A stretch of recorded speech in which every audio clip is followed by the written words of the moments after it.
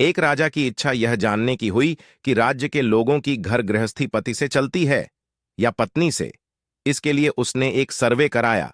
राजा ने ऐलान कराया कि जिसके घर में पति का हुक्म चलता हो उसे मनपसंद घोड़ा इनाम मिलेगा। जिसके घर में पत्नी की सरकार हो वह एक सेब ले जाए। एक के बाद एक सभी सेब उठाकर जाने लगे। राजा को चिंता होने लगी, क्या मेरे राज्य में सभी सेब वाले ही हैं?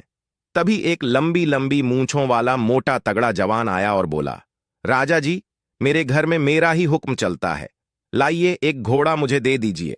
राजा खुश हो गए और कहा, जा अपना मनपसंद घोड़ा ले जा। जवान काला घोड़ा लेकर रवाना हो गया, घर गया और फिर थोड़ी देर में दरबार में वापस लौट आया। राजा ने पूछा, क्या हुआ जवां मर्द, वापस क्यों आए हो?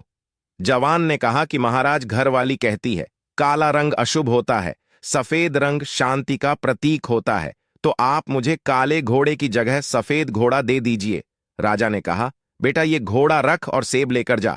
इसी तरह रात हो गई, दरबार खाली हो गया, लोग सेब लेकर चले गए। आधी रात को महामंत्री ने दरवाजा खटखटाया। राजा ने कहा, बोलो महामंत्री, कैसे आना हुआ?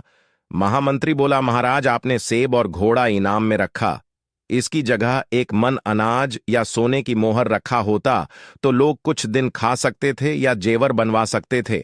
राजा ने कहा कि मुझे तो इनाम में यही रखना था, लेकिन महारानी ने कहा कि सेब और घोड़ा ही ठीक है, इसलिए वही रखा। इस पर महामंत्री ने तपाक से कहा, महाराज, आपके लिए भी सेब काट दूं। राजा को हंसी आ गई। उन्होंने कहा, यह सवाल तुम दरबार में या कल सुबह भी पूछ सकते थे, तो आधी रात को क्यों आए? महामंत्री ने कहा कि मेरी धर्मपत्नी ने कहा, अभी जाओ और पूछ के आओ ताकि सच्चाई का पता चल सके।